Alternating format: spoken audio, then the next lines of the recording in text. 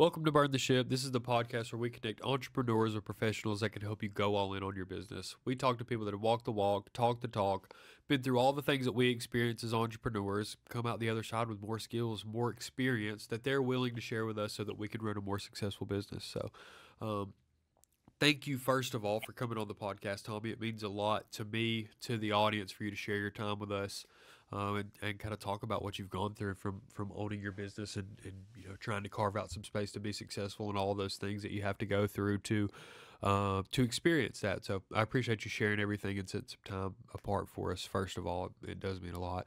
Why don't you tell us a little bit about yourself and tell us a little bit about your business? Yeah, thanks, Bailey. We're excited to be here and talk a little bit about it. We own it's my wife and I own McKinney Hardwood Flooring here in McKinney, Texas, and we specialize in custom hardwood flooring. Although we do every type of flooring except for maybe a polished concrete. So luxury vinyl plank, which is really hot right now over the last couple of years. We of course do carpet, tile, and then our custom hardwood. When we talk about custom hardwood, it's going to be hardwood that we bring in unfinished, we stain and finish on site exactly to our client's direction. How did you get where you are now? Like what comes before McKinney Hardwood Flooring for you and your wife? A lot, honestly. I worked in the corporate world really from early 20s on up to just 3 years ago or so. Really worked within the flooring industry mostly. Had maybe a year outside of flooring when I was let go from a position that I really, really loved.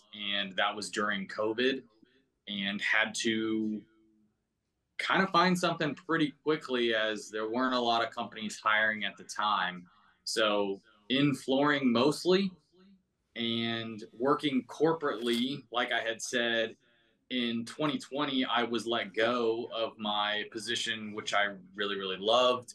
It was in product development. So I was able to travel the world, going to factories, create different products, um, get to be in negotiations with factories also, which was really cool, and really dive into the specifications of all of those products we were making. But as you can imagine, in 2020, when the stuff really hit the fan, nobody was traveling, so I was let go. And from that moment, I felt like I was really doing everything I could to grow corporately and kind of go up the ladder, right? And then that was all taken away. And from that moment, I really had in my head, well, I'm not going to let anybody else be responsible for my well-being anymore. So yeah, in 2020, I was let go from my position, and after really working up from my early 20s to, I guess I was 35. It was a couple years ago now, 35 or so. I really spent 15 years trying to grow, work up the corporate ladder. I was doing that every year. It seemed like I was getting a promotion. And once all that was just taken away, I was just like, what was all this for? All the traveling overseas, away from my family's two little kids and my wife. And I just thought, you know what, there's got to be something different here. I have to do something where not only am I spending more time at home, but I'm building something for myself and my family for hopefully future generations. So, what was that process like? Like, how when you get let go from your corporate position, do you transition to this business owner role? And what is the process like of beginning to take the steps toward being a successful business owner? Super scary. I am a very conservative, very risk averse person, have always been that way, have always been very black and white. This is right, this is wrong, there's no gray area. And when I decided to do this, I just started looking for flooring businesses because I felt like I'm going to do something that I know I'm good at, versus looking for just, hey, this is a really high cash flow situation, or this has multiple employees and something like that. I was just looking for something, okay, I know I'm good at flooring. I know everything about that space. I'm going to go towards that. So I did some searching for a couple years, uh, had other positions while I was searching, and then finally found this particular business. It was originally called Competitive Hardwood Flooring, and they were in downtown McKinney. It was owned by a gentleman who wanted to retire. He had owned it for almost 20 years at the time. And so he had a really good customer base. So having a good customer base, I knew I was going to continue to get referrals because he had a good name in the market, a good brand at that time, and it just felt like the right fit for me. Also, at the same time, I was working for a company that had me traveling again Monday through Friday. And if I wasn't traveling Monday through Friday, I had to be in an office in Fort Worth. So there was very much like an uncomfortableness that was coming with that job and made me pull the trigger even quicker when I did find this one. So, so yeah, I moved quickly once I found something that was in my gearbox. Sure. And so, what is it like day one? You know what I mean? You're putting the owner cap on. What was the existing operation look like, and what kind of of your touch did you put on it? So day one, so I had a little bit of a learning curve and training with the original owner for about a month. He was supposed to stay on for 3 months. After a month, I really was like, I got the hang of it. But day one was exciting but scary at the same time. Thankfully, the previous owner already had some jobs lined up, so it's not like I was coming in and I was going, oh geez, where are the jobs, where is the cash flow? So I did have that, but to go back to day one again, it's just like I started it and it was weird. I wasn't getting up at 6 a.m. because I had to be on a flight. I was at home. I was able to be around my family and my two big kids, and then got off at 4 o'clock, went straight home, and had dinner as a family.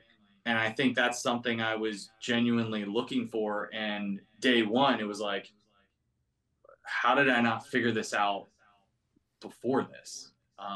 So putting away all of the, what are the jobs going to look like? What's the cash flow going to look like? What's the profit going to look like? It was more of day one, I knew this was going to be something way better for my family more than anybody else. Sure. So in 4-ish years, what's kind of been your superpower, right? Like what's been the thing that you guys do particularly well that's helped you get where take your business in the direction that you envisioned taking it when you started this whole journey? Availability, for sure. I am almost always available for any project that we're doing.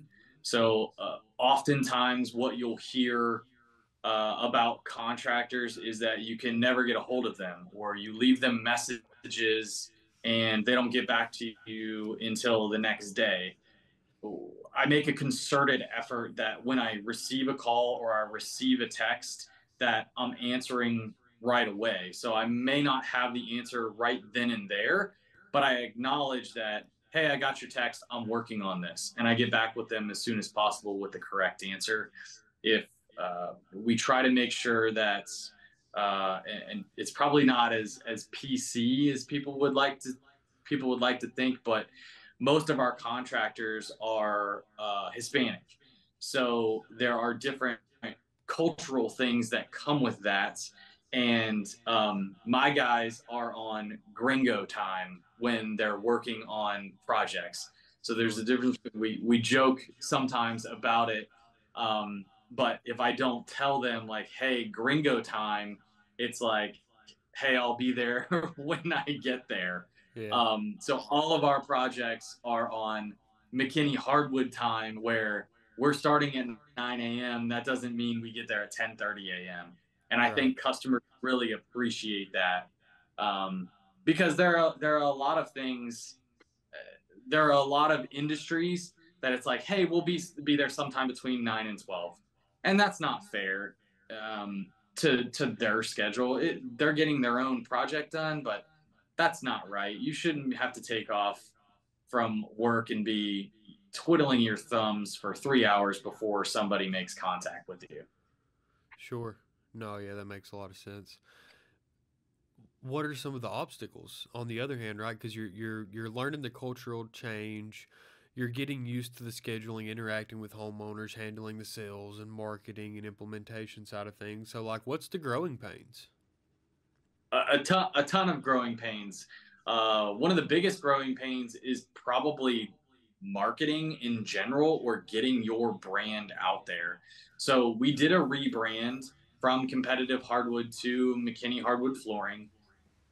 That has been fantastic because when we did a poll online, when we asked what competitive hardwood meant to you, it was kind of like, hey, you're going to come in and you're going to be the lowest priced, or you're going to be, um, maybe not the lowest price, but almost there. And that's not something I wanted to move forward with. I still want to be well priced in the market, but I don't necessarily want to be the guy who has to beat everyone else, beat the chuck in the truck.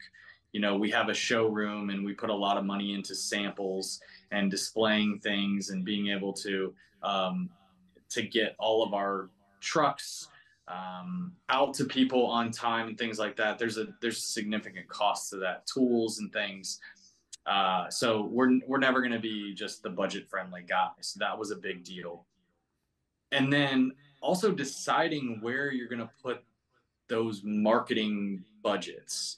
So, for example, this year, I went pretty big the first 6 months of the year, where I was like, man, we're going to have a great year. I'm going to put a ton of money into a Google pay per click. We're going to put a ton of money into social. And unfortunately, the economy just didn't do what it was supposed to, or what I thought it was going to do. So that money was kind of like all for naught. So we spent a bunch on marketing and social and Google PPC, and we spent that money, and we really did just as well as we did last year without all of that.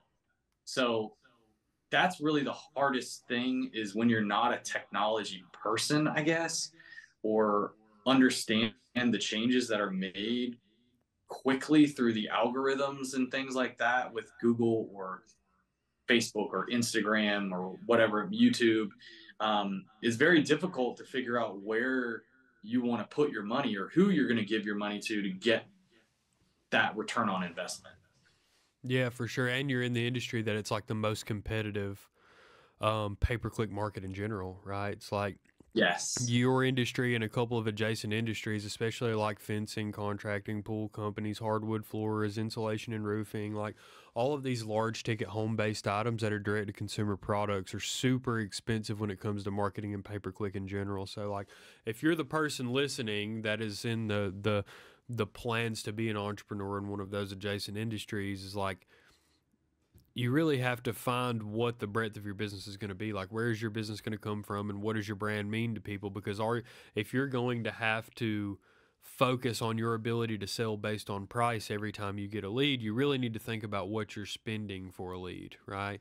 And depending on what your market is and how many competitors that you have and what your brand is recognized as in your space, all of that changes a little bit. But it's not a very uncommon story, unfortunately. From a video perspective, you can get a lot done with a camera and good intentions. You know what I mean? So I can tell you a little bit about some stuff that I've told some people that have worked in the future after we kind of get off the podcast. But no, I understand that as well. But I mean, at least you had a little bit of brand to stand on, right? You had a little bit of activity, of incoming jobs, of people that were, had the need and the means in your area. So there was definitely a top of the funnel for you. But the marketing pains that in that industry is you really just have to find that thing that works for you and commit to it.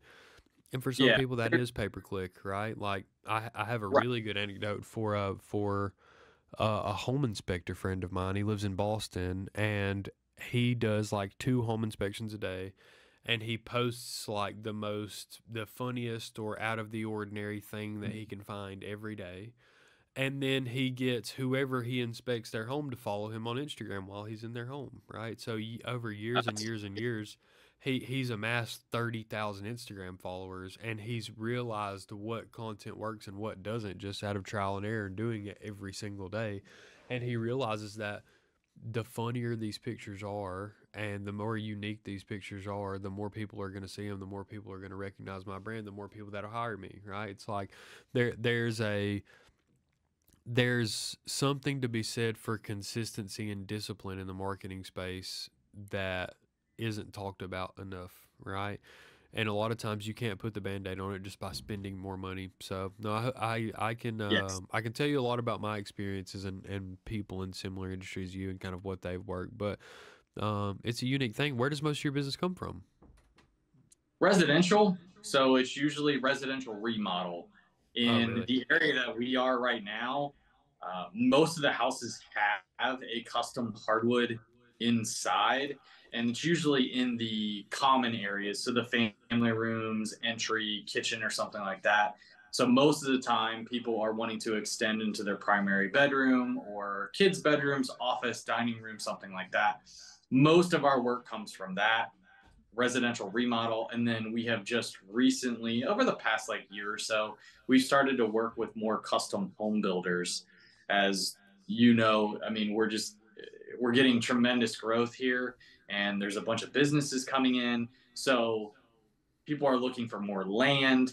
So there's custom builds being done in some of the cities a little bit north from us, and they're usually putting in a custom hardwood, and it's been nice. Those are nice ones too, because you get to go in and you're not disrupting a family. It's a shell at that point, so you get to go in, do your thing, and get out of there, and you're not having to worry about someone's schedule or maybe a dog getting out or kiddos in the way or something like that. It can get dangerous, but when you're in an environment like that, you can kind of get everything done super quick. Yeah, sure. Well, how do people find you if they're in your area and they want to send you referrals or they want to buy something from you, being a customer reviewer themselves? Where do they go? So you can go to our website. It's mckinneyflooring.com. And then we also have our retail showroom that's open by appointment only. And that's off of Virginia Parkway. We're Suite 4, 2411 Virginia Parkway. We're just west of I-75. And yeah, or, on our website, I have my cell phone listed right there. So it goes directly. But like I was telling you, we're all about being able to get back to you very quickly and being available. So my cell phone number is on there, business cell phone, but my cell phone's on there. If you text me, I'm going to answer you back and say, hey, yeah, we can come and do an estimate, or send me some pictures and I'll tell you what the solution's going to be. Sure. And kind of the way that we always in the podcast here is a little bit of an ode to our name, right? It's burn the ship. So I think every entrepreneur has this moment where they decide, oh, I'm an entrepreneur now, right? Like I own a business now. Right. Maybe it's when you get your logo or your first customer or your LLC back or your ribbon cutting for your chamber. I think that thing, the catalyst for that is a different thing for everyone. But there's like a light switch that flips in your head that goes, I'm a business owner now. I've got to figure out the things that I need to do to make this happen, or we're going to crash and burn and die, and we're going to have to go back to working in the corporate world or whatever your skills or experiences may be, right? So, my question is this: what has it been like for you to go all in on being a business owner, right? Like, what has it done for you in your life, and why should other people that are kicking around, the idea of that opportunity not be afraid to take that chance on themselves? So my experience has been super stressful. I Mm-hmm. decided to do this. Plus, we had adopted two children over the last 2 years. So we added even more stressors on there, both financially and just growing a family, adding diapers and formula and new cribs and all of that good stuff. Uh, I would say for anybody looking to get into it, first make sure that financially you have a bit of a safety net for the first few months. And I think that's with anything you do. Make sure you have a bit of a safety net first, so that if it does go bad, maybe you can re-enter the market or re-enter the workforce or something like that. With that being said, you have to burn the ship. Like, you have to just say, I'm either all in or I'm not in at all. You can't have one foot in and one foot out, because you're going to have those moments. I have those moments constantly that it's like, what am I doing? Like, why did I take on this project? Or, gosh, we have so much going on. I don't know how I'm going to fit it all in, but you do. And you see the bank account go from all the way up here to all the way down here when it's like payday, and you're paying all your guys and materials and things like that. So it is not for the faint of heart, but I have had people in the first year like ask me, what are you going to do if this doesn't work? And my response was always, it's going to work. There is no, it's not working. I'm going to do everything I can. I have a family to support. Um, that makes it incredibly significant, what I'm doing. And it gives you a purpose. You know, my purpose is not only to grow my business because I have that aspiration, but it's to provide for, now including me, a family of six. And I'm going to do that no matter what. And we've gotten to a point now where we've grown the business over the past couple of years about 30%. And we're looking to acquire more flooring businesses. So, there are a lot of people out there who are ready to retire, who've been doing this for quite a long time. And I'd love to take over that business. I'm not going to change the name or anything like that. Take over that business and continue to kind of live on that legacy for them. So it's been good enough for me where I'm ready to We're do gonna make it more. harder. Yeah, yeah, ready to make Yeah. it harder. Yeah, yeah. Kids have gotten, Um, between 1 and 2 years old. So, you uh, still got plenty of color in your hair though. You'll be okay. Until yeah, you're full grade, that'll be like when it's time to pause and reflect. You know what I yeah. mean? Now I think it's still I'm just time to losing it. sprint. Yeah, The it's not my coolest cup. thing, yeah, I'm just yeah, I can relate. I can relate. The coolest thing about it too is not only do you get to take care of your family, right? Like financially, you have the means to take care of a family of six, but the way that you get to take care of them is so important. Like I've said it about my industry too, and I'm an employee of my company on the payment side of things, but um, the reality is that I go to all my kids' award shows, every Father's Day event, every Donuts with Dad, every the dance, every single every baseball game. We don't miss that stuff. And the two places that I worked for here before I was in this industry and in this career in the payments world were I made a bunch of money, right? Like it was very lucrative for me, but I didn't get to take care of my family the way that I wanted. I worked sun up to sundown for someone else that was willing to pay me basically whatever I would ask for because I brought that much value. You know what I mean? And then before that, I was working for a huge corporation that was like, hey, if you work here for, for 25 or 30 years, you can retire and live whatever life you want. But I didn't have that type of time. So entrepreneurship is a really good thing because you can buy a lot of your time back in the future with hard work, right? And I think Yeah, that it's really the only avenue to have full control of your time and have full influence over your family and be able to love your kids the way that they deserve to be loved, to be completely honest with you, right? And yeah, I'm not saying entrepreneurship is for everyone, but if that stuff's important to you and depending on where you are in your life, if that's a tool that can help you get there, lean on it. Because the other thing that I will say is that the people that we talk to on this podcast are normal people. They go through normal life stuff. They go through the challenges and trials that we all experience throughout our time on earth and they figure out a way to make it work. We don't talk to a lot of business degrees. We don't on the podcast. We don't talk to a significant amount of college educated business people that acquired a business because they understood their P&Ls. You know what I mean? Like it's people that for sure. decided what shape they wanted their life to take, and they went and did it. You know what I mean? They went and No, found and they did exactly what you said, which is whatever it took to make it happen. So I you're exactly applaud right. you for that. Yeah, No, yeah, yeah, you're I exactly applaud you right. for that. At one point I was managing essentially the P&L, the profit and loss for a $60 million product category. And even though I learned a lot doing that, I have learned so much more running this business that is a small a small fraction of what that business is.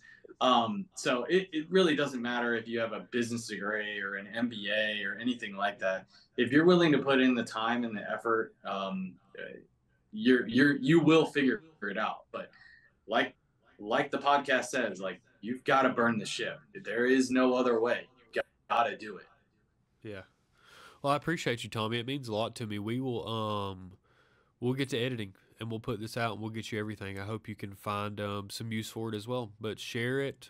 We'd feel really good about that. If you know other people, you in the comments, Tommy, that would be good guests for Burn the Ship, please add those people down in the comments below. Send me a referral or an introduction to those people. Most of you know how to get in touch with me. But I love doing this. I love hearing what inspires people to work really hard at this whole entrepreneur thing because it's not easy. No matter what book you read or who tells you they're going to sell you the $500 secret to running XYZ business, like I promise you, none of that success comes without hard work. And it's really the coolest thing about entrepreneurship is that if you can take some accountability in your own and some ownership of the output, you can do some really, really cool things. So I hope you've enjoyed yourself on the podcast. I hope you've enjoyed listening to the audience. And if you have anything to leave the people with, Tommy, feel free. But that's all that I have. And I would encourage everyone to burn the ship. You're capable than more than you realize. I feel the same way. Just make it happen. Cool. Cool. All right. See you guys next time. Burn the ship.